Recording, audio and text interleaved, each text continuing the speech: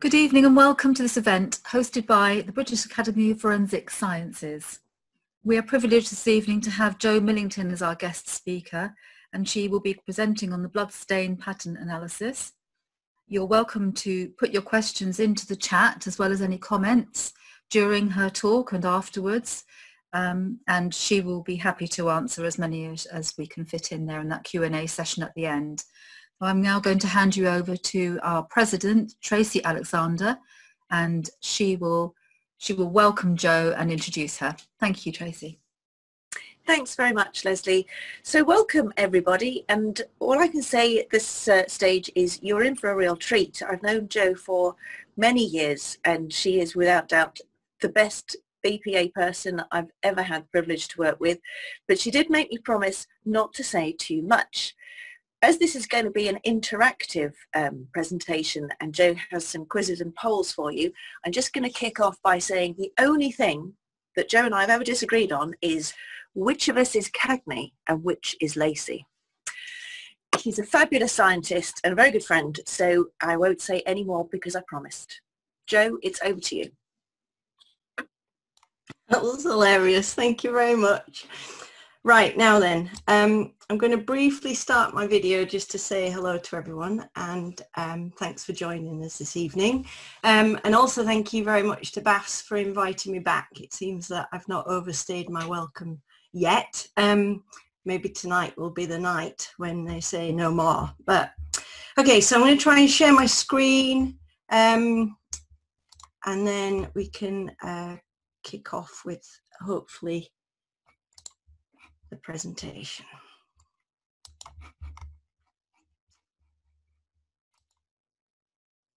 If you could just let me know that everyone can see that, that would be fantastic. Tracy or someone. That's absolutely fine. I've got you first. Thank you very much.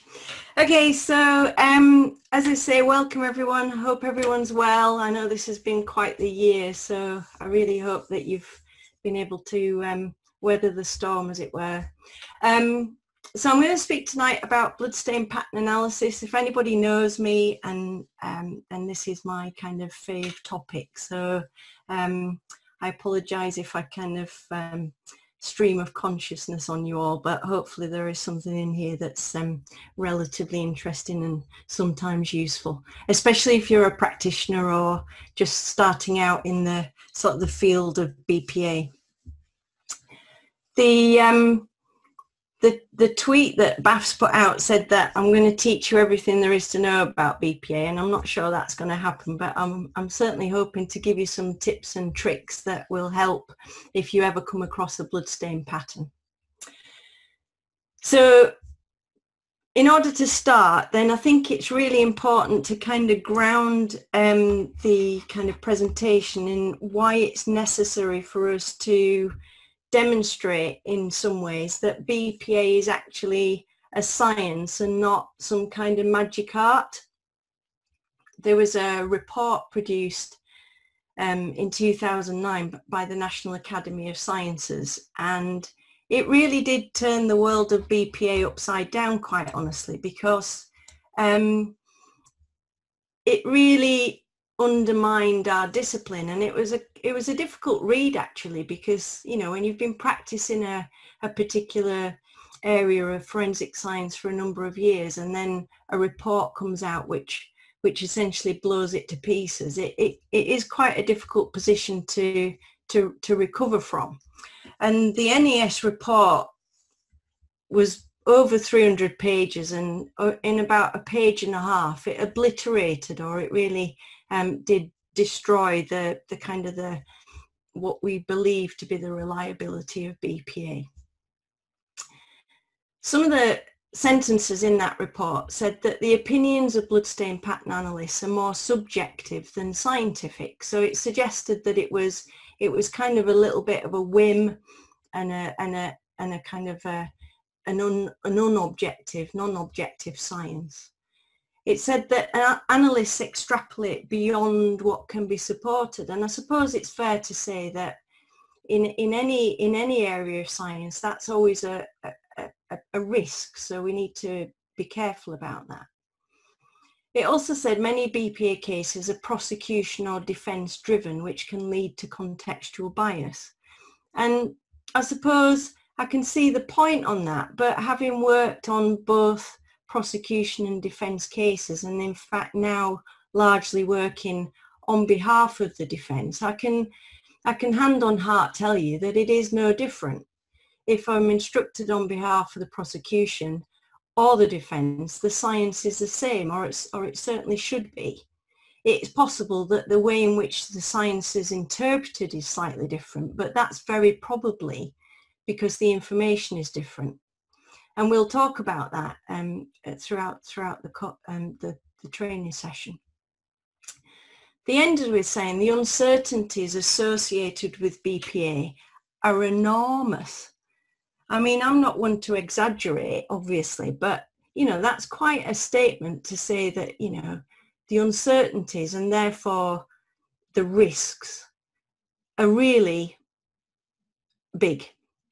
So we need to try and work out where we stand in terms of a discipline. Now, in terms of the scientific report from the NES, that's one thing, but after it was published, there was an utter media storm, and such that there was a huge amount of press in comparison talking about how certain areas of forensic science were bogus and unsubstantiated, and BPA fell firmly within that criticism. ProPublica, an organisation of news and journalism, they were at the forefront of giving us this really bad press, and they said, you know, it was how a dubious forensic science had spread like a virus. Now, I don't know about you, but I'm sick to death of viruses, so we really do need to work out how we can kind of reverse the tide on this bad press. Even the BBC got involved. They said the troubling flaws in forensic science, and it included undermining the sort of the reliability and the robustness of BPA science. And I mean, this is a snapshot from the website at the time, and I find it difficult to take this this article seriously, because anybody in forensic science knows that it is unacceptable to put a sharp item in a plastic bag. So on one level, I think, well, it's good that we're starting to address the issues that undermine our science, but please don't put scissors in plastic bags. That's just wrong. Anyway, back to BPA. The horrible histories of BPA. Now, this was a kind of a schematic that has been published time and time again through ProPublica, and it gave a potted history of the way in which BPA had been kind of incorporated into the courts across the United States.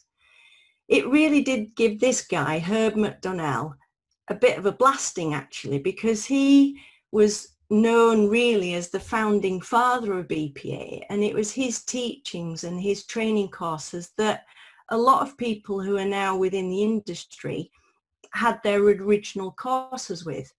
I attended a course myself in Oxfordshire back in the late 90s, I think it was, and he was giving that talk. And at the time, you know, people flocked to hear what he had to say, and he was defining a discipline that at that time had not really been published in the regular press. So he has a lot to be thanked for, but equally he obviously has a lot to not be thanked for. And so we need to look at how his teachings and the teachings that came from him developed. Now, the difficulty we have is that a lot of the things that we originally based our discipline on were unpublished, and so it's very tricky to go back to kind of the mid-1950s and on and say, well, look at this paper, this demonstrated how we validated our method, because actually it's not necessarily there. But nevertheless, the current state of play in the States in particular is that the vast majority of states accept BPA evidence as a science, and it's accepted in the court, and that's reflected across the globe. I just wonder whether when we look at this map, this is the map that Trump's been looking at, thinking about his resounding victory over the polls in the recent election. But no, it's not, Donald. This is a BPA map. So where is the actual history? Well, any talk on BPA would not be complete without a mention of Edward Petrowski and his penchant for bludgeoning bunny rabbits to death. Now, this is obviously a very serious topic, but the work that he did and published in 1895 is an absolute key text in the development of BPA as a discipline.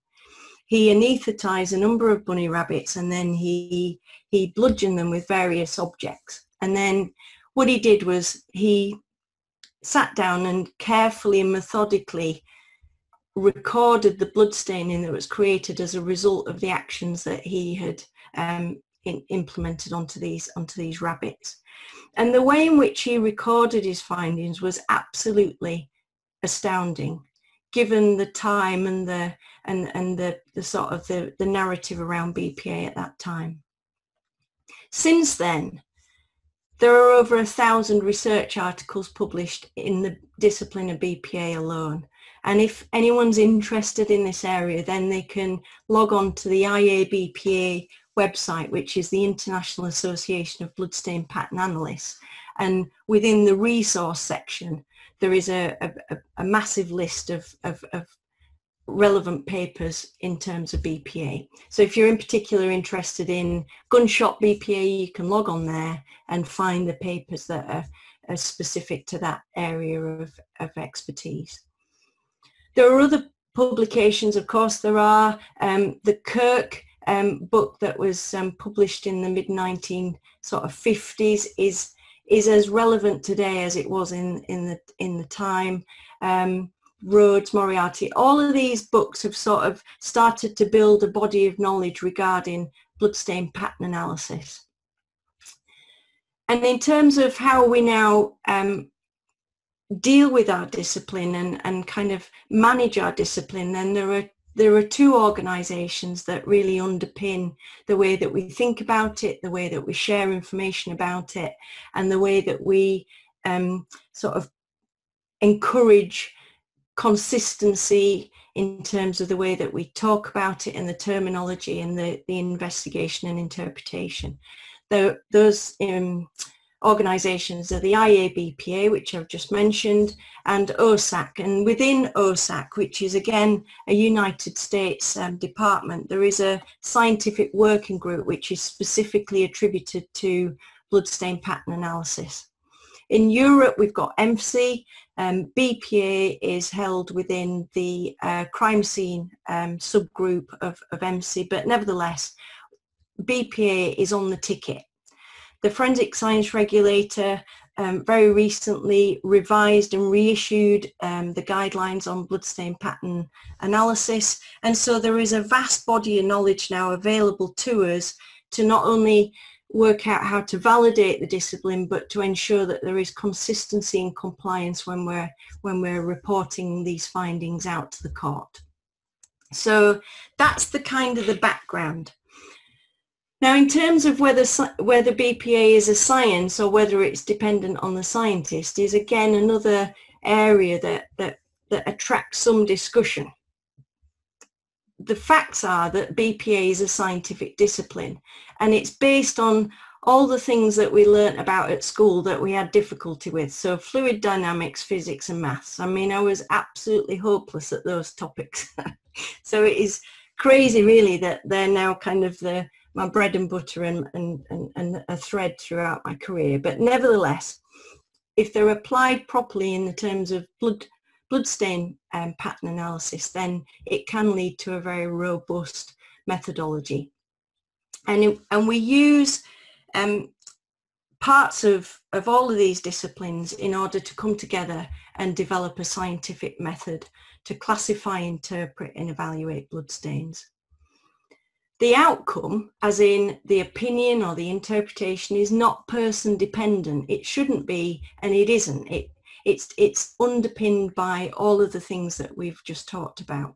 And it's not influenced by the agency instructing the work. My opinion doesn't change just because I've been instructed by the defence, as much as it doesn't change if I've been instructed by the prosecution. Now, the NES suggested that this was the case and that it really did depend on who was paying the bill, essentially. And this is underpinned by the bias that can appear in a situation due to role effects. So this is when a scientist identifies themselves within the adversarial system as part of either the prosecution or the defence team.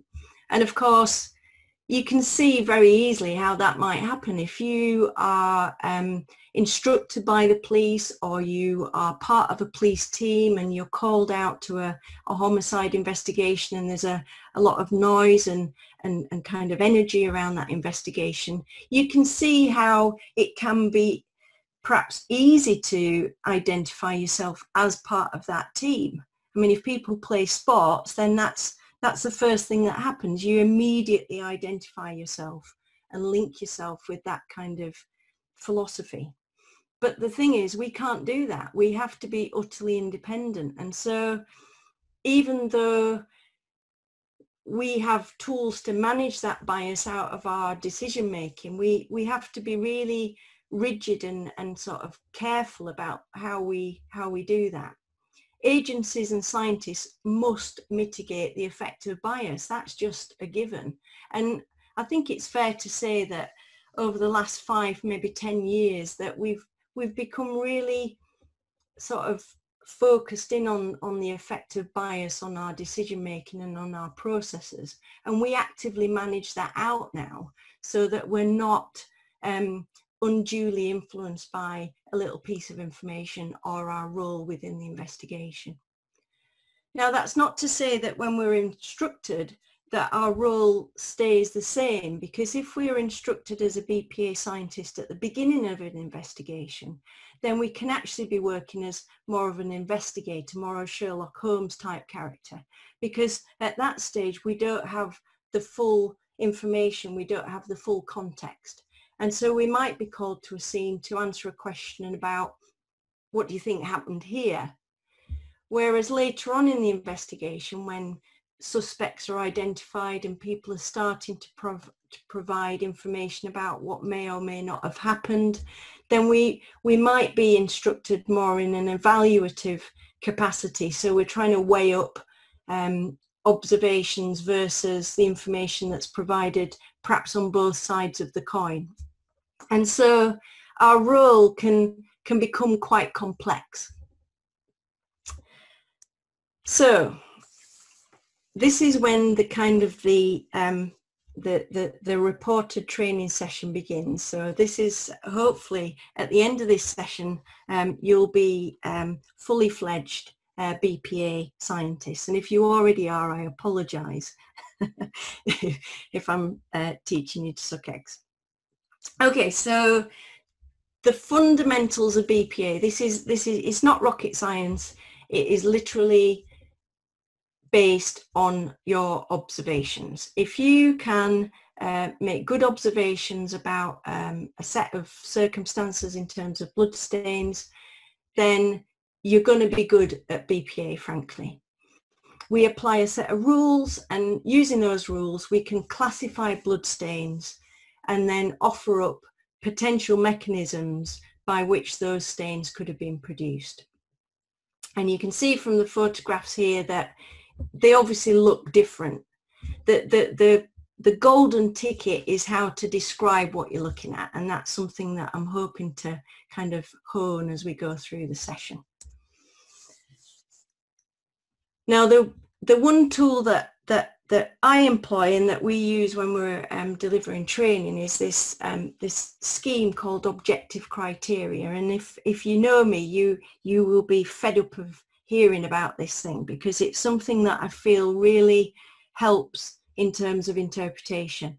And the other thing that it helps with is batting away criticisms that the discipline is subjective, because if you're using something that's called objective criteria, then the argument stops there as far as I'm concerned.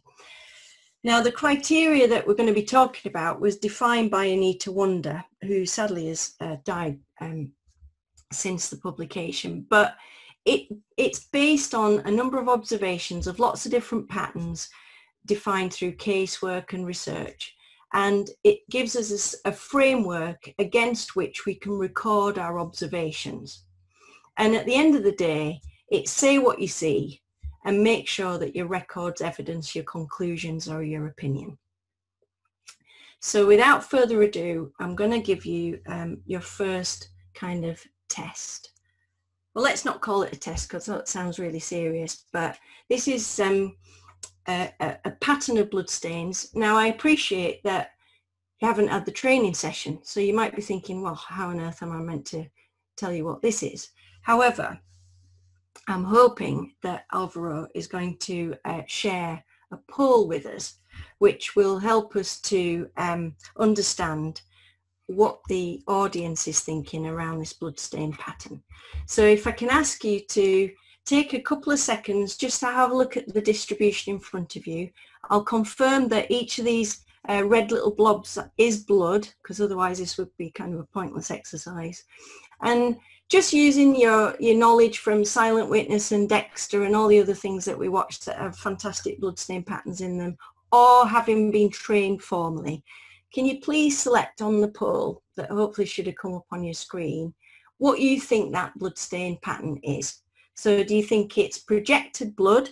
That means blood that's been squirted from an artery. Do you think it's cast off blood? Blood that's been flicked? Do you think it's impact spatter, which speaks for itself? Do you think it's contact or transfer blood staining, or are you not sure? So if you want to have a little go at that, select your answer, send that off into the ether, and then in a couple of minutes I'm hoping that Alvaro will share with us or share with me the answers from that poll. So projected blood, cast off blood, impact spatter, contact, I'm not sure. Okay, so Alvaro, I don't know if how are we getting on? Okay, so the results are in. This is so exciting. Is anybody else excited? Okay, so I think this bloodstain pattern these are all anonymous, by the way, so don't feel that, you know, somebody's going to come and hit you with a big hammer because you got the answer wrong. That's not the game. This is the Christmas lecture. So 6% projected blood, 44% cast off blood, 38% impact spatter, 3% thought this was some sort of contact or transfer blood staining, and 9% of you said, I'm really not sure. So I'm just going to make a very quick note of the answers, because guess what, folks? We're going to do this again, which is very exciting. Okay, so thank you very much for taking part. Okay, so let's see where we're at.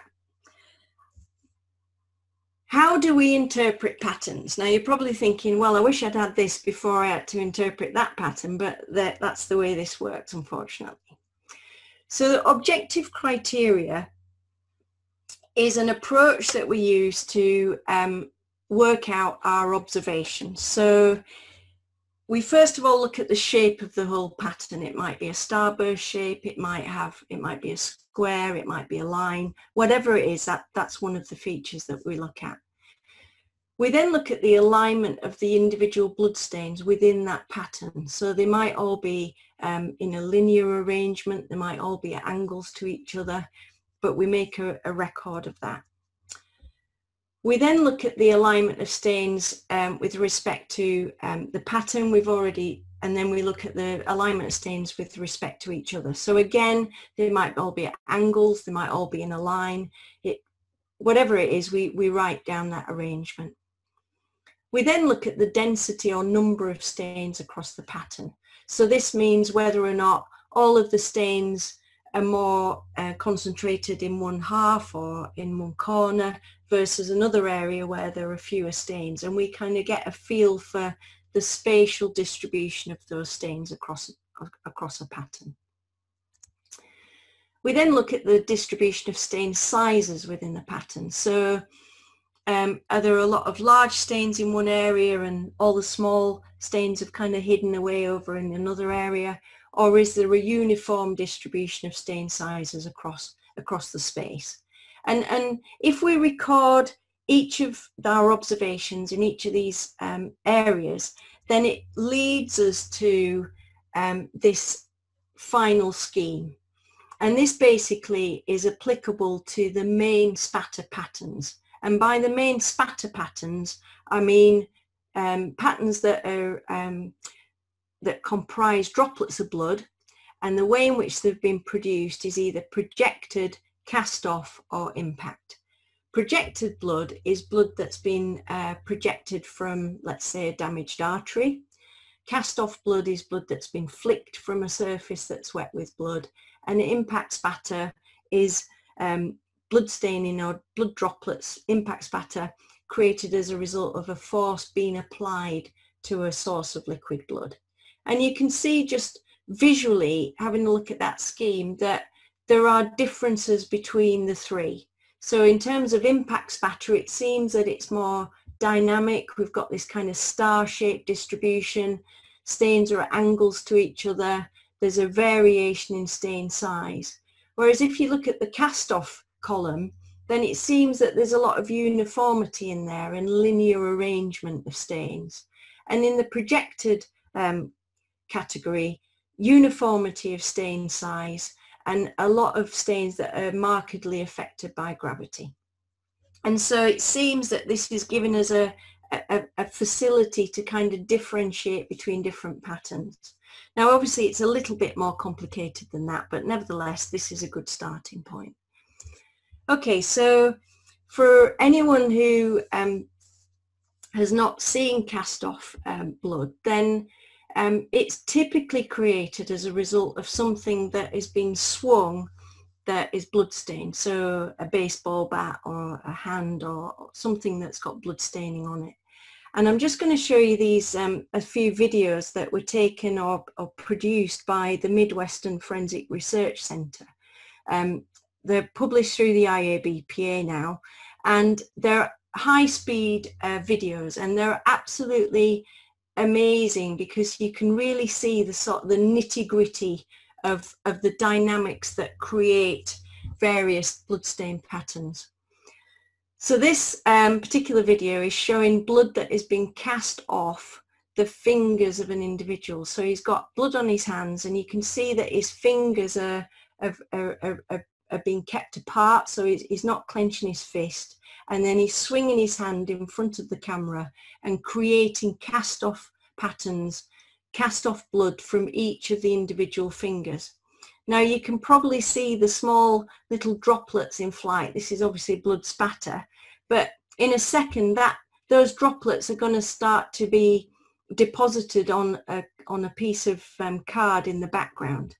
Now when you see this pattern developing, you can see that it doesn't start developing from the left of the screen and then drive across to the start at the right of the screen and then drive across to the left.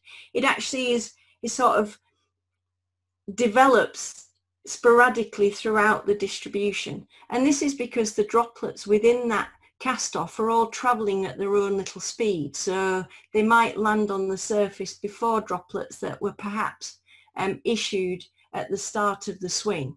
But ultimately, when we've got all of the droplets deposited, you can see that there is a kind of a linearity of distribution throughout the four fingers that were being flicked. Now the linear distribution of stains, so if I think you can perhaps see my cursor, but you can see that there's a line of stains here, and then there's another line of stains developing across the middle of the pattern. And then these two lines, they sort of start to merge into themselves, but you can still see that there is a linearity across the distribution. And across that pattern, the stains themselves all look very similar. I mean, there are obviously some that are a little bit bigger than others, but nevertheless, there's kind of a uniformity across that pattern. to the left of the screen, this is another cast-off distribution, and you can see that, you know, if you start to get your eye in, then it looks like there is a linearity of distribution throughout the stain pattern, and this is pretty typical and indicative of cast-off blood. If you see lines of stains, then it's tending to say this is probably cast-off. Projected patterns, on the other hand, can be pretty catastrophic, frankly, and they're often created as a result of blood that has been projected from damaged arteries. They're not exclusively damaged arteries, because you can get projected patterns from damaged veins, although the pressure is much less. But nevertheless, they create pretty spectacular patterns very, very quickly if you've got the right level of damage to those blood vessels. And you can see on the left hand side of the screen that there is a vast quantity of blood there, and that you can see this kind of wave kind of distribution that's presented throughout the bloodstain pattern. On the right hand side, we've got the objective criteria for arterial or projected patterns, and you can see that you've got that kind of S or kind of W-shaped distribution. Now, it's very difficult in training and research to get people to volunteer to develop projected patterns, because obviously, you know, it's gonna sting a little bit. So how do we know that this is the kind of staining produced from arterial and blood vessel damage? Well, we have developed a kind of a little tiny pump, and if anybody ever comes onto the training courses that we run, then this is one of the highlights of the week, frankly. So this little pump here simulates the circulatory system, and we have a body of blood. It's projected through some tubes that have got damage to them, and you can see that the blood is leaving the hole in the let me play that one more time. So the blood is leaving the hole, the damage to the artery or the vessel, as a column, and that blood column then breaks up into pretty uniformly sized droplets, which are being produced and deposited on the floor in front. There is kind of pulsing motion throughout the column, and that's simply due to the heartbeat. So in real life, the heart will be pumping the blood from the system, and that rise and fall in the pressure is reflected in the pattern, which creates this kind of rise and fall of the distribution that we see. Now, in flight, those droplets, unless they hit something, gravity takes hold of them relatively quickly, and so because of that, there's often a marked kind of parallel alignment of stains, because gravity is dragging them down onto the ground. There is also a uniformity of stain size throughout, because of the way in which the column is breaking up into individually similarly sized droplets. Now, impact patterns are created as a result of a force being applied to liquid blood, and these types of activities can be experienced by a variety of different mechanisms, including obviously things like assault-related activities in which there are being blows delivered to injuries and blood staining, so bludgeoning, punching, kicking, stamping, etc. Impact spatter can be produced as a result of lots of other different types of mechanisms, such as moving an injured person or falls, but they're very often encountered when we're looking at violent assault. So how are impact spatters produced? Well, this is blood that's been produced as a result of a mechanism happening to the right of the screen to create droplets. And you can see that as they travel across the screen, they're producing stains that look slightly oval in shape. We can look at the shape of the stains and calculate the angle that those droplets hit that surface. But when you look at the overall distribution, you can see that there is a variation in stain size. they're not all uniform in size. There are obviously droplets that some are small, some are large, and there's that variation is reflected throughout the pattern. If we look at the photograph to the left, then that again shows the deposited stains as a result of an impact spatter. And you can see that there is some sort of radiation. They're not all tracking back to the same area. They're kind of starting to disperse as you travel away from the impact site. And that feature of variation in stain size, stains that are at angles to each other and with respect to the pattern, and this kind of triangular or starburst shape is pretty indicative of impact spatter. And it's particularly evident if you've got the whole pattern to look at. So you can see there that we can start to differentiate impact spatter perhaps from other patterns such as cast off and from projected blood. Okay, so given that we've now had a little bit of training, I'd be very grateful if you could enter the second poll, please. So Alvaro is going to put up the next poll, and it's very similar to the first. We've already seen this pattern, and lots of people entered that poll. Thank you very much. So now what we're going to do is we're going to try and see whether or not we can apply objective criteria to this pattern and see whether or not we can classify it with any more certainty than the first time when, to be fair, some of us were guessing. So the same questions apply. So let me just, using objective criteria. So the first column is the objective criteria for projected blood. The middle column is the for cast off blood, and the third column on the right there is the impact characteristics. So do we think A, this is projected blood, B, cast off blood, C, impact spatter, D, contact or transfer blood, or E, I'm still not sure? So if you could spend a couple of seconds just having a little look at that, and we'll see whether or not the results of our poll are any different to the first time. So give you a couple of minutes to have a look at that, and then Alvaro, when you feel that you've got quite a few responses, then we can publish the results.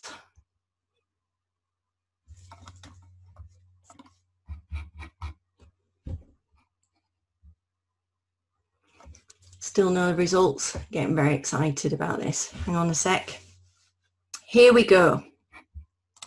Okay, so this is when I wish I wasn't sat at home on my own in a little dark room talking to you, because this is mega exciting.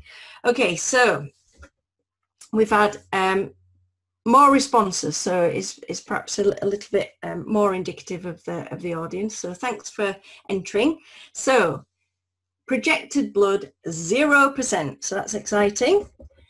12% for cast off blood, 88% impact spatter, 0% for contact, and 0% for I'm not sure, or I'm still not sure.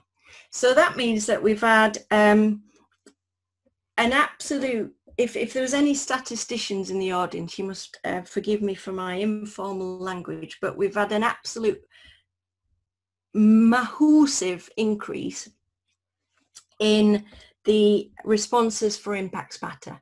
88% compared to 38% in the original poll. The responses for projected contact and I'm not sure have gone down stratospherically into the 0, and cast off blood, there's still a few people believe that this is cast off blood. So let's have a little look at how we break this pattern down using the aforementioned objective criteria. So this is our pattern. So the first thing we need to do is to look at the overall pattern shape. So we can do that by, if you had a pen, you could draw on the screen and sort of go around the edge of the stain. So it looks to me like it's a kind of a trapezoid kind of shape. That's probably not the right phrase for that shape. Now, if you look at the alignment of stains with respect to each other and with respect to the pattern, then there are angles to each other. They're not all going in a sort of they're not parallel to each other. They're starting to radiate away from the left-hand side of the screen. So it seems like there's this diversion across the pattern.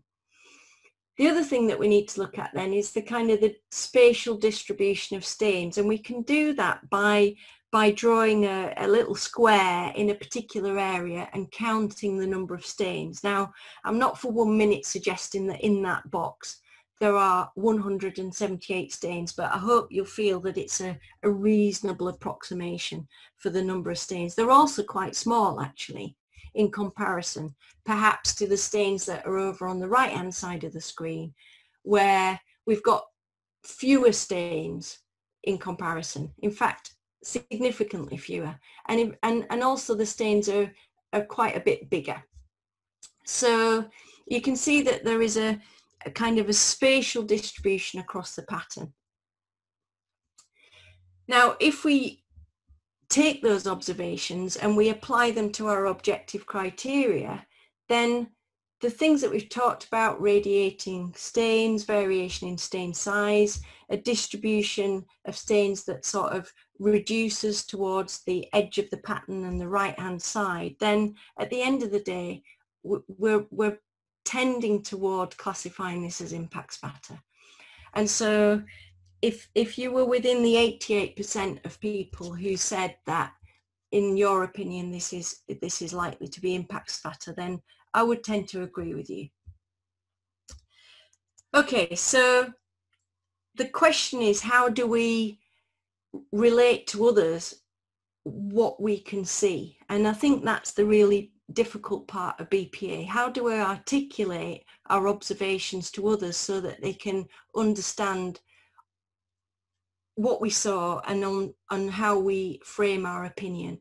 Because it's simply unacceptable to look at that pattern and say, "Puh, that's impact spatter," because it doesn't demonstrate our thinking and our approach. And that's where we come unstuck in terms of the NES report, and also the media in terms of how we approach our discipline. So we need to be really careful about how we demonstrate to others on what our opinion is based.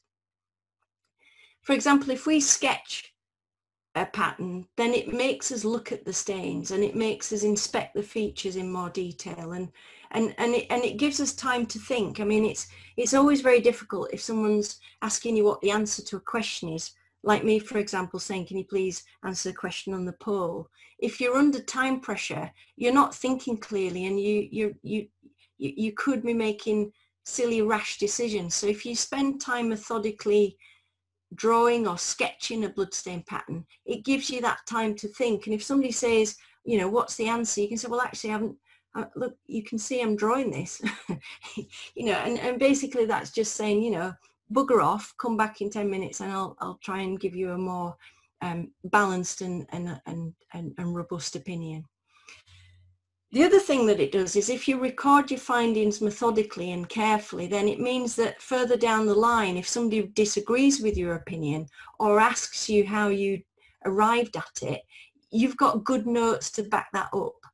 And equally, if your case goes into the archive and years down the line it's challenged through some sort of appeal or post-conviction review, then anyone else looking at your notes can see where you were at the time and why you gave your opinion, rather than necessarily trying to join the dots between sort of sporadic information.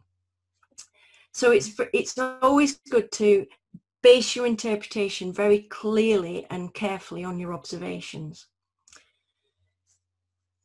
So on that note, then I'm just going to throw up some more patterns. There are no polls here, so you can do this in the comfort of your own homes with perhaps a gin and tonic or a cup of tea or something like that. But have a look at these patterns, and these are all spatter patterns. So it means that they should technically be in one of those categories: projected, cast off, or impact spatter. And you might be looking at them and thinking, well, they look a bit weird actually, because there are features in there that I've not yet seen or I can't explain, and that's really what BPA is all about. How do we drive down into the detail and pick out the things that are a little bit odd or don't look quite right? So if you look at the pattern on the left there, you can perhaps see that it goes a funny colour. You know, it's not all the same colour. You might be thinking, oh, it looks a little bit diluted, or it looks like it's been mixed with something, and it's gone like this kind of salmon pink colour rather than the bright red that we might be expecting from a blood stain. The staining on the right there, which is on cotton, so it makes it a little bit more tricky, but you can see that there appear to be lots of different individual stains, but some of them have got like little lines sticking out of them. So for example, this one here has got this kind of line here, and there's a little happy smiley face, so he's obviously had a good night. And you know, there's these little tiny little projections that look a bit strange. And in fact, when you look at this pattern on the left, there's similar types of lines that we perhaps haven't seen before. And in fact, the last time I mentioned lines, we were talking about cast off, but it doesn't look like cast off. It looks a bit impact. Well, this is actually exhaled blood or expirated blood, and it's created as a result of blood that has been forced from the airways. And this is Dr. Mike Taylor here, who is from New Zealand, and they did a lot of the research in terms of the high-speed videos. And you can see that because the blood is mixed with saliva, then it becomes more sticky and it can't resolve into the individual droplets that it would like to, the individual spatter droplets. So these kind of connections, if that blood stain at that moment lands on a surface, the blood stains they have this interconnectivity or stringing or strands of blood between them, and they're reflected in the pattern. So you can see how not only have we got the patterns to think about, but we also have the individual features that give an extra level of detail. This is also a spatter distribution, and this is caused as a result of blood that has been repeatedly dripped into a blood pool. We get this, we see this if someone has injuries and they're kind of dripping blood into a pool, maybe a nosebleed or something like that. And it can create really complex patterns of spatter, largely that sort of focus in around the pool in the centre there. But if someone stood next to them while they're dripping blood from their wounds, then those little tiny droplets can be projected onto their training shoes, for example. This is just a video showing the way in which blood sort of is disrupted when a droplet of blood lands into a pool of existing blood. And these little droplets that are produced, you can see them sort of flinging off to the left here. These can land on anything that's in its vicinity, including this training shoe, for example. Now, if that training shoe is submitted for examination and is interpreted completely away from that pool of blood that had developed at the scene, then you might think that it's intercepted impact spatter. Now, of course, impact spatter has a completely different interpretation to someone who's just simply been stood next to someone while they've been dripping and bleeding relatively severely. So the interpretation of spatter can become quite complex depending on the circumstances. If we're involved in any sort of assault situation, and of course this is a very graphic punching distribution, then the surface that comes into contact and impacts into wet blood can kind of capture very distinctive patterning. So if you look at the photograph A, you can see that on the fist of this individual, we've got very heavy staining around the knuckles and on the fingers, and on the back of the hand we've got this impact spatter developing that is associated with the staining that's on their knuckles and on their fist. Now, the pattern collectively is very powerful, because it demonstrates that this individual has repeatedly punched into wet blood. But of course, in the laboratory, we don't often get hands and people, so it means that we often have to interpret patterns without really the kind of the main part of the pattern, and it can create huge confusion because we're not dealing with the full picture. And so a lot of our interpretation is often based on part of what was there originally. Now, I don't know whether or not anyone punched anyone in the audience, but nevertheless, when you do punch, it can create pretty spectacular patterns. But of course, people punch into areas that aren't bloodstained, so the transfer of blood is not guaranteed. If we do have impacts into wet blood, then we might get pretty significant patterns. If we're bludgeoning something with a weapon, or if we're kicking or stamping, then oftentimes the distinctive or the diagnostic blood staining can be deposited on the object that's been used. So in this particular case, we've got an adjustable spanner there. And it's going to come down into this pool of wet blood. And you can see now that it's unavoidable that there'll be blood staining deposited on that spanner at the moment of the impact. And we can look at that spanner and interpret the patterns that are produced. Of course, the spatter that's now in flight is available now to land on anybody in the vicinity, including innocent bystanders. So the interpretation in context can be really important in order to understand whether or not the patterns that we're looking at are simply because someone was close by, or whether they were actively involved in an assault. And that's kind of the area where our discipline and our expertise has most value. If we look at this pattern, for example, you might be thinking, well, that almost certainly is not spatter. I can't see any individual droplets within there, and so this is some other type of staining. In fact, it's a contact or a transfer stain, and these are very commonly found at crime scenes because people and surfaces that are blood stained are moving around and they're depositing blood in their tracks. Sometimes those contact stains can be associated with other detail, for example footwear marks or fingerprint detail, and of course at that stage then it can become really probative. But contact stains in and themselves are oftentimes not that helpful in terms of the interpretation. It just depends on the context of the case circumstances. Okay, so we've dealt with the main types of patterns that you might see in sort of a crime scene circumstances, and so we're going to now try and turn our hand to investigation. When we work as an investigator, then we're basically using our experience or our newfound experience, depending on how much BPA you've had in the past, to kind of offer up explanations which might help the investigation. Now, it's likely that we don't have the full picture, so we could say something that completely misleads the investigation and sends everybody up the garden path.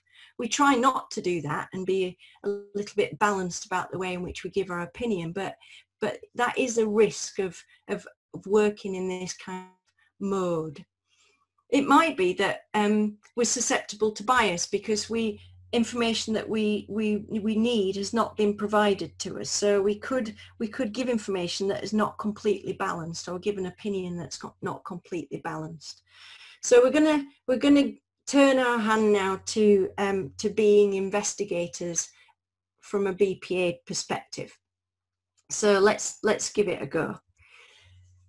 Okay, so this is a training shoe, as you can all see, that has blood staining on it. And please take a little moment just to have a look at that training shoe. And you're probably thinking, oh yes, I can see this, that and the other on there. And there's going to be a little poll in a second that's put up. And you're going to be asked, what did the wearer do? So we don't know anything about, you can't ask me questions through the chat saying, yeah, but what are the injuries and all this kind of stuff, because we don't know. This training shoe has literally fallen through the letterbox and we're being asked what happened. So the questions that you're asked are, did the wearer kick something? Kick into a source of wet blood? Did not kick into a source of wet blood? Or are you just going to say they've been exposed to blood, but there's not enough information to say exactly what they did? So if you could spend a couple of seconds just having a little think about that. And I'm sure you probably have to leave the room and get your Sherlock Holmes Deerstalker at this point, because you need to get into role.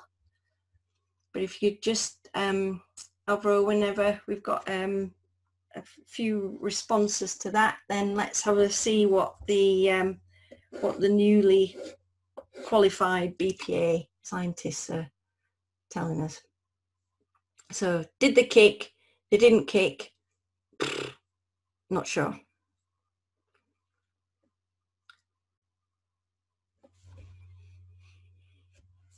Again, very exciting. Okay, so the results are in, folks. So 31%. I like how more people are taking part now. So I think the initial nervousness about sharing opinions has gone, because there's loads of folks now are starting to take part. So thank you very, very much. Of course, it's all anonymous, so I've got no clue who's saying what. 31% say this person, the wearer of this shoe, kicked into a source of wet blood. 31%. 13% say did not kick into a source of wet blood. And the vast majority, 56%, are basically sitting on the fence. They're saying, well, there's blood there, but who knows what has happened? Fair enough. I mean, it's a difficult shoe, because you might think that, well, there's quite a lot of spatter here, and you might have thought to yourself how that might have been created. And there's some what appears to be sort of perhaps transfer staining on the toe area, which is where I might expect someone to come into contact if they were kicking. So fair enough. I mean, you know, there's kind of an argument behind your interpretation for really any one of those perhaps. So I'm not going to tell you the answer, but we're going to go on to the second training shoe. So, okay. Let me just got a boop there. Okay, so again, working as investigator role, this other training shoe has dropped through the letterbox, which is unfortunate. And we're asked again, okay, well, we've now got this training shoe. What did the wearer of this training shoe do? Now, don't think about the other training shoe, even though it's the exact opposite of the pair. Consider this completely in isolation. So the questions again are based on your observations and your interpretation of the pattern. Do you believe that the wearer of this shoe kicked into a source of wet blood? There's another poll coming up shortly. Did not kick into wet blood? Or do we feel, as before, it was exposed to blood but not enough information to identify what they did? Okay, so here we go. Here's the poll. Kick into wet blood, didn't kick, exposed to blood, but not enough to say what exactly happened. Fantastic. I can hear the cogs ticking over, which is great. Drum roll, please, for the results, I believe. Thank you very, very, very much for contributing to that. Okay, so in terms of the results of this poll, so quite a transformation from the first. So we have 79% of people or respondents said kick into a source of wet blood. 6% said did not kick into a source of wet blood, and 15% are kind of on the fence, not too sure about the findings, so they've just stayed completely neutral on the topic. So again, forgive me if Professor Cindy Comcourt is in this audience, my statistician friend, then she's going to kill me for saying this, but there has been an absolute massive significant increase in the response for kicking into wet blood, 79% now from 31%. There's been a slight reduction in the didn't kick from 13 to 6, and there has been a massive reduction in the people who are sitting on the fence on this one, from 56% for the previous slide now down to 15%. So it seems that from this highly complex and validated experimental study, that there is something about this pattern that has increased your confidence in saying the wearer of this training shoe kicked into wet blood. Now, I'm guessing it's the concentration of staining at the toe, which is pretty reasonable.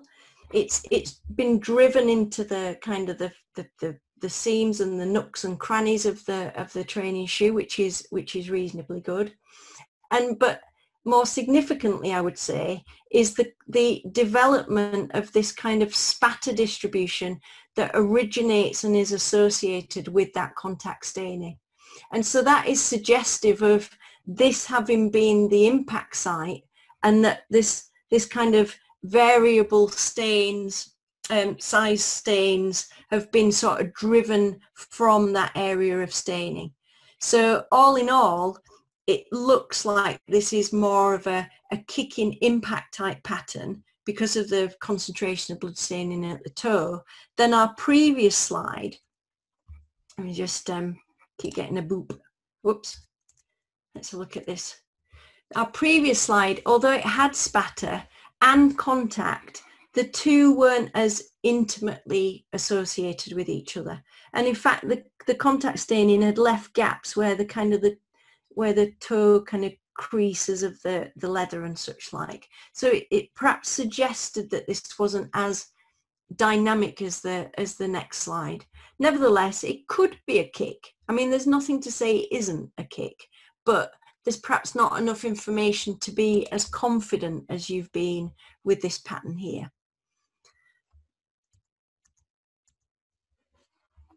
So you can kind of remove the deerstalker at this point, because I mean we've sort of demonstrated that if the information in the pattern is more substantive, then it sort of drives a more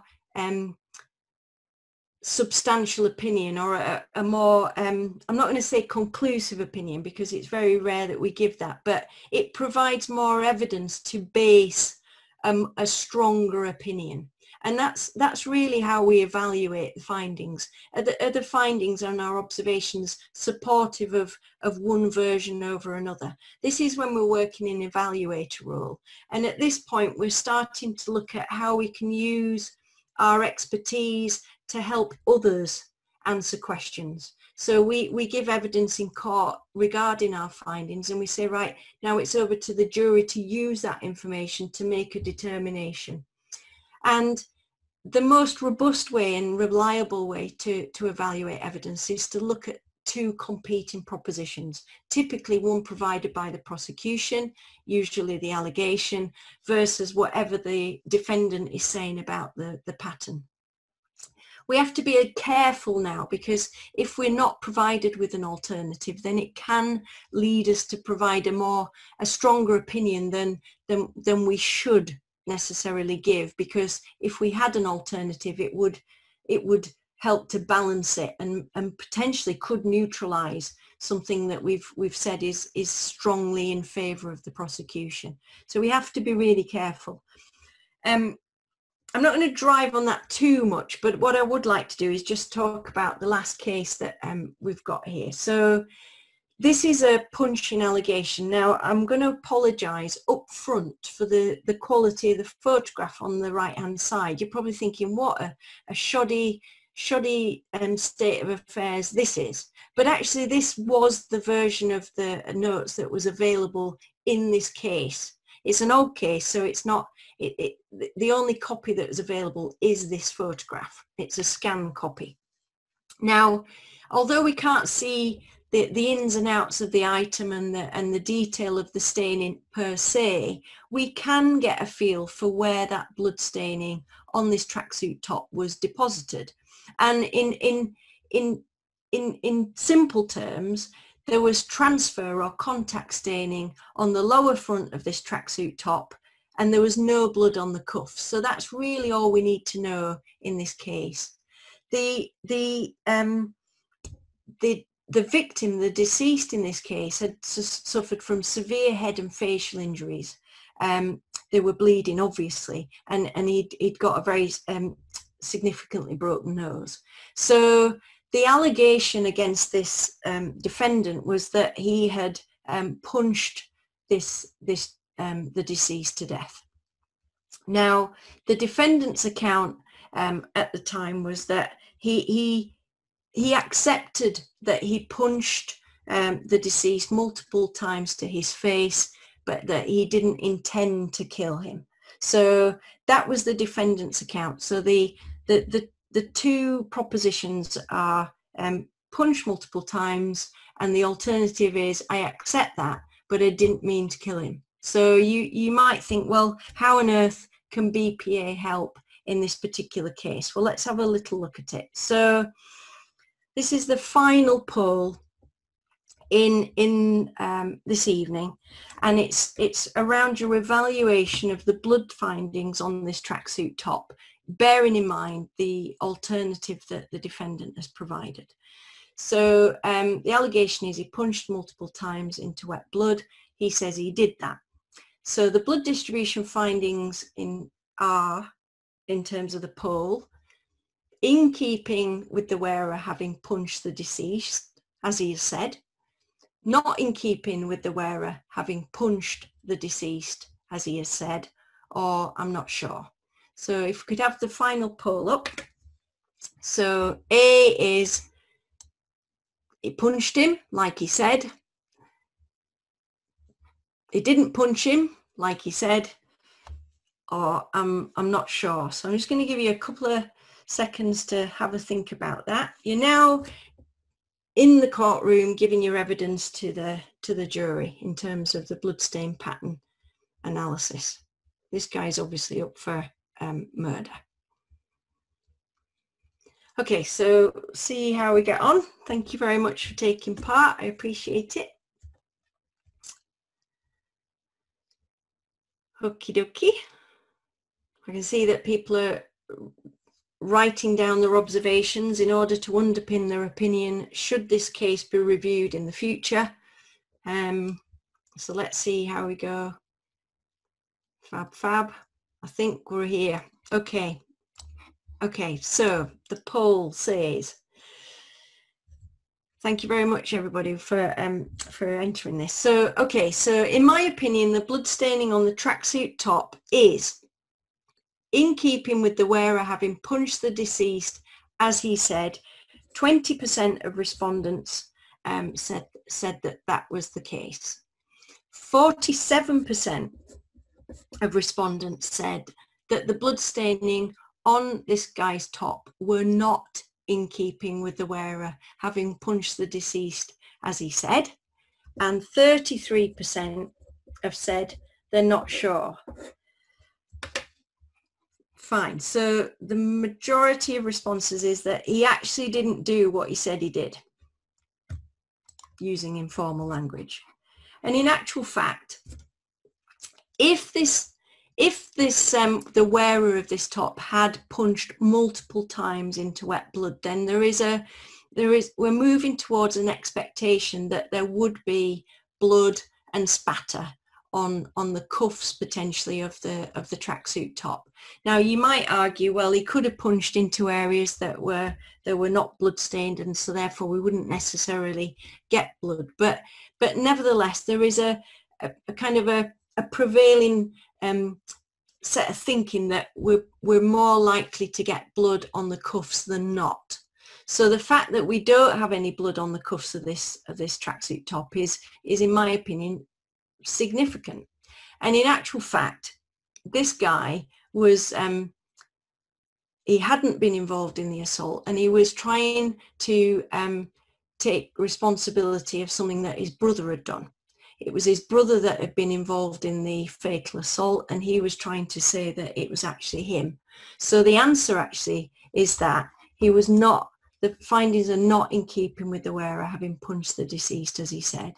Now, it can be quite tricky in some spheres to kind of favour the defence in any case, but in this case the BPA specifically demonstrated that what he was saying was not true, and so it helped enormously in terms of the investigation. Of course, by the time this is at court, then you could argue that it should have been done a little bit earlier.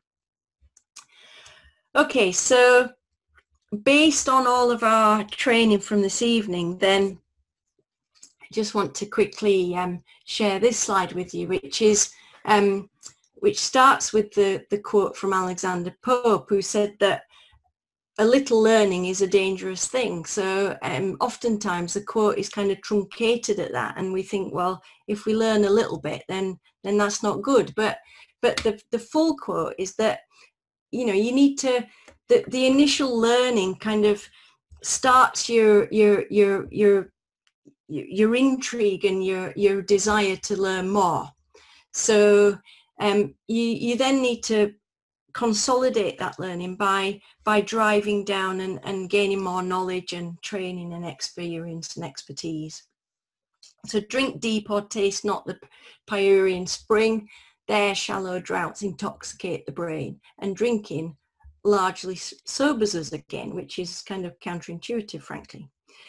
But it's been more powerfully shown through the Dunning-Kruger effect, and I'm sure you're all familiar with this, but essentially this tracks confidence versus experience, and how through our careers in any particular discipline, when we first hear and learn about something, for example, we go on a training course and learn about BPA, for example, then we might leave that training course thinking, well, I've got this. And then we go into the big bad world and our confidence drops significantly, even though we're sort of topping it up with experience and other training and building our expertise. And the thing is that even if we were on this planet for you know, infinitely, our confidence levels would never reach perhaps the confidence that we had when we first understood and learned about a particular area. So whilst we might think now that we're all trained in BPA, then obviously there's a huge amount to learn from this point. And I will say myself that every time I run a training course, then I'm always learning from those experiences and from casework. And so I think it's very important to acknowledge that there are known knowns and there are unknown knowns, etc. And that it's a constant learning curve. Speaking of which, if you are interested in learning more about BPA, then of course through these sessions with BAFs, then we can learn bits and bobs. Please have a look at my website, because I'm just about to put online a new Introduction to Bpa course. There are a few spots available that are complimentary. I've kept those to one side for anyone who is attending this session.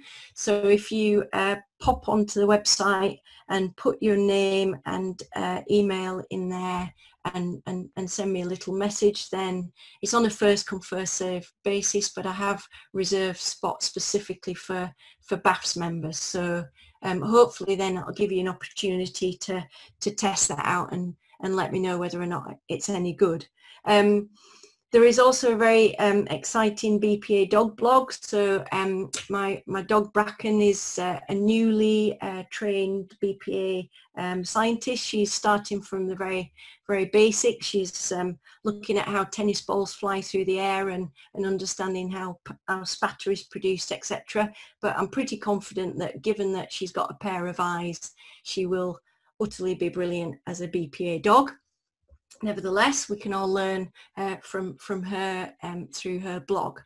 So I think it's come to the point where I'm almost ready to unveil the best Bpa joke on the planet, which is really only relevant at this time of year. So for those of you who've heard it before, then I apologise, but I have to say it is one of my all-time favourites. So before I unveil that, I promised the panel that I would try and think up a new forensic sciencey kind of joke, because they're sick to death of the other one. So I want to just unveil the new joke, and then I'm going to go back to the old joke. So the new joke is, you ready for it? Okay, so did you hear about the snowman that had a DNA test? Okay, so I can see in the chat it's going wild. No, I haven't heard the joke about the snowman who had the DNA test. Okay, so that's great. Well, he found out that he was 81% water and 19% dog pee. Okay, I can see all the claps and smiley faces appearing in the chat. Okay, so before you sort of become unconscious with the hilarity of that joke, I'd now like to say to everyone who's still awake, remember, there's no L in spatter. Have a Merry Christmas. Thank you very much for your attention. I'm happy to take any questions, of course I am, or you can email me, because I understand that there might be a few people watching on YouTube. So there's my email. I'm happy to answer any questions either now or afterwards. And please drop me a message if you want to collaborate in any way, Bpa, or have some spatter chatter. Thanks very much. Hope you're still there. We're all still here, Joe. It was brilliant. Obviously, I was worried for a second there that you weren't going to do the Noel in spatter joke, which would have been just an absolute tragedy. So we have got quite a lot of questions coming in. So I'm going to hand over to Leslie. Hi, yeah, we have got a few questions for you, Joe. So some of them came up in the chat and in the questions. You kind of answered them during the presentation, so thank you for that. And we've had very lively audience. Some people have been introducing themselves, and we've got people from in Australia and Belgium, Turkey, and in London and the UK as well. So the first question that we've been asked is from Shreya. And it is, with what level of certainty should BPA experts report their opinions in case reports submitted to court? And is there any kind of statistical value that can be given to their results? And we've had a few questions around statistics and how they can be used.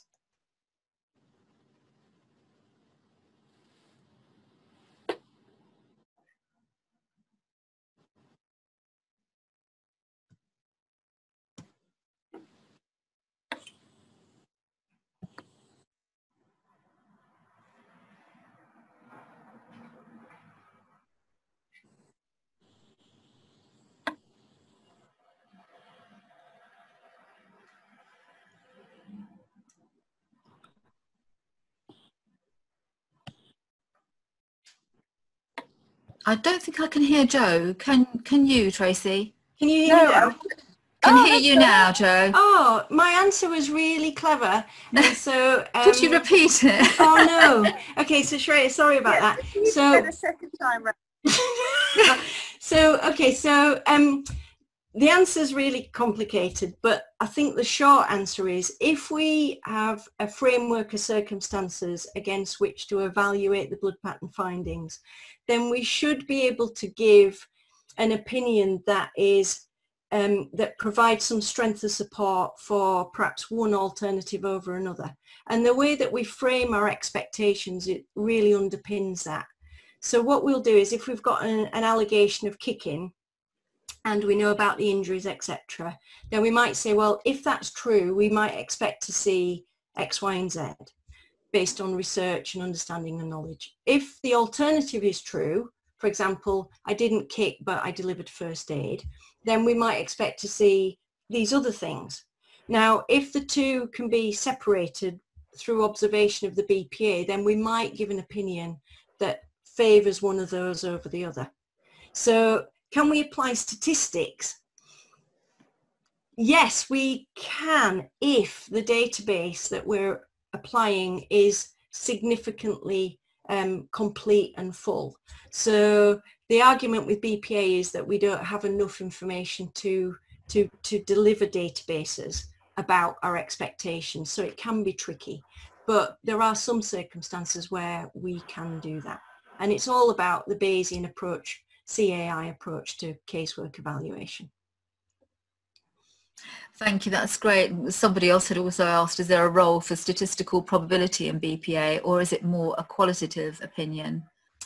Yeah, so, I mean, it's kind of, it's the same sort of answer. I mean, the golden ticket, the holy grail, is to have a database of outcomes under every single circumstance that could produce a pattern. And we are definitely not there yet. But we're starting to learn and develop those databases so that we've got something to refer to that we can compare patterns to understand how frequently they're experienced. Okay, thank you. And the same attendee actually is asking about classification and says, I've read in an old textbook that taught about classifying bloodstains according to velocity, low, medium and high. And is this of any use, do you think? No. in a word. I hate to be glib, but the thing, it's not, the velocity classification is driven by gunshot studies. So they use low, medium and high velocity weapons to create spatter, and that's where those terms come from.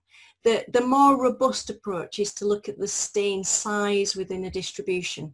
So if you're interested in looking at this, then look at Terry Labor's work, which was published in the mid-80s, around how we classify distributions based on stain size, and that goes from kind of mist, fine, small, medium, large, and it's a much more robust way to approach pattern classification. Great, thank you. We have another question from Geraldine, actually saying, hi Joe, thank you for this exciting lecture. I would be interested in knowing what kind of formulation do you use to expose your interpretations in reports as well as in court, using terms like compatible with, is consistent with, and again referring to statistical demonstration.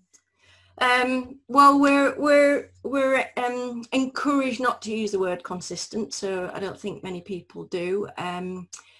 In terms of, it's trying to communicate an affiliation between our expectations and the pattern that we're interpreting. So I tend to use phrases like are within my range of expectations, which again doesn't have a number on it, but I can try and evaluate what I might expect to see if something had happened or an activity had taken place. I usually, if anybody knows me, my reports are often quite long, so I will usually try and evaluate and set out what it is I would expect to see if something had happened, so that then based on those observations I then say, well, given that the observations in terms of the case, then they kind of fit with my expectations under this circumstance. So it isn't as defined as it should be, but I'm hoping that research will catch up and give us those databases. Yes, and there's another question again on the kind of language of reports or responses in court, asking, well, particularly concerning the tracksuit, what would you answer to the lawyer who asks, can you exclude that he committed the assault based on the fact that there are no spatters on cuffs? Yeah, in that case, I would tend to, because of the injuries and because the bludgeoning had been with a fist and because there was lots of blood available, I would have expected to see blood on the cuffs of that top and spatter. So because of the absence of those things, then the findings were tending to favour that they hadn't been involved in that assault, as they said. Okay, I'm just going to ask one more quick one as well, which is from Demosthenes, Do the same principles apply to invisible blood patterns, but seen using luminol? Sometimes. So luminol is used to obviously visualize blood staining that is not readily seen by the naked eye. If the luminol is applied in a way that preserves the underlying pattern, then you can oftentimes interpret the luminol reaction in terms of a pattern. So if there is spatter that's been visualized, you can talk about that. The key really in the luminol application is not drenching the space with liquid. So there are some really nice techniques now available using pressure dispensers that produce almost aerosolized luminol, and they give really good results. So have a look at papers from the Dutch contingent. They've got luminol application to a fine art now, and you could perhaps learn from them. Well, thanks very much, Jo. I think I'll leave the questions there. We've got loads of nice messages in the chat, but I'll hand back to Tracy now to finish off. Great, thank you, Leslie. I was asked that question this morning, Jo, and I said to the person who asked the question about the luminol interpretation, tune in tonight. So maybe that came from the person who was this morning. There's also on the Inside Justice website, you can see Jo in action on one of the conviction series talking about the case of Glyn Roselle, where that interpretation was particularly relevant in terms of a reinvestigation that Jo and Denise Indercombe Court undertook. So have a look at that if you haven't had your fill yet. So Jo, thank you ever so much. We've got people from Australia, as we were saying, Belgium, Turkey, That's London. Amazing, thank you. So you're even more popular online than you are when we try and bribe people with wine at Christmas. Oh, yeah. Do you know what? Thanks so much, everybody, for listening. I really do appreciate it. I wish that I could see you all, but perhaps next year we'll have a chance to do it in person. So just very quickly, obviously thanks to Leslie for making all this possible. Thank you so much to Alvaro. None of you have been able to see him, but trust me, I would not have been able to do this without him. He's run it very, very smoothly as always. And finally, thanks to all of you, and of course to Jo. And let me book you in now for next December. The Christmas lecture. It's a pleasure. Good night, everybody. Good night all. Have a good evening. Thank you very much for joining us. Bye then.